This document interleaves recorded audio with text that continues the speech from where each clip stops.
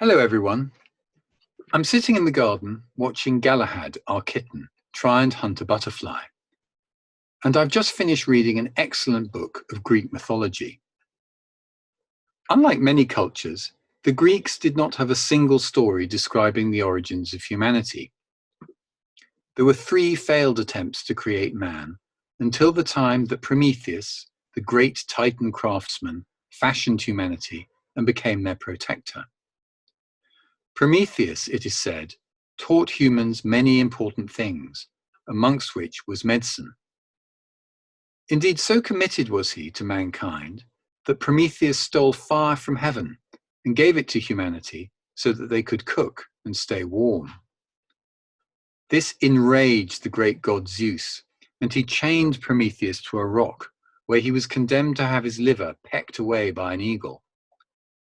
But vengeful Zeus didn't stop there. He also wished to punish humanity, and so created a beautiful woman called Pandora, who married Prometheus's brother. For her wedding, the gods gave her many gifts, which she stored in a jar. Most of these gifts were cruel, and when Pandora opened her jar, she released upon mankind the spirits of plague and disaster, and worst of all, Moros, the spirit of doom. Realizing her terrible error, Pandora replaced the lid of her jar, capturing one remaining spirit called Elpis. You probably know that our Year 6 MBBS students have been graduated many months early so that they can enter the NHS workforce and join the fight against COVID-19. Many of them have already been volunteering alongside staff and students from the rest of the faculty. And they have done this in the trust that, together with the Faculty of Medicine, come together to make up our medical school. It will not surprise you that I have been thinking about these young and sometimes much older people, and my heart could burst with pride that our institution has contributed to their fashioning. It was Goethe, the 18th century German writer and statesman, who wrote, "There are only 2 lasting bequests we can hope to give our young people. One of these is roots, the other wings." The Faculty of Medicine at Imperial College has roots in abundance. We are made up of our constituent medical schools with their hundreds of years of history, founded by men and women who were committed to the service of our community, and in particular the poor. These schools were joined to Imperial College, founded on the proceeds of the Great Exhibition, created from the imagination and commitment to science, technology and education of Prince Albert. The confluence of their histories have led to the creation of the living and breathing faculty to which we all belong, one of the greatest faculties of medicine in the world. It is in this fertile environment that our students and staff can put down their professional roots. It is also a place where many develop the skills and attributes which will allow them to fly away to live lives of great merit.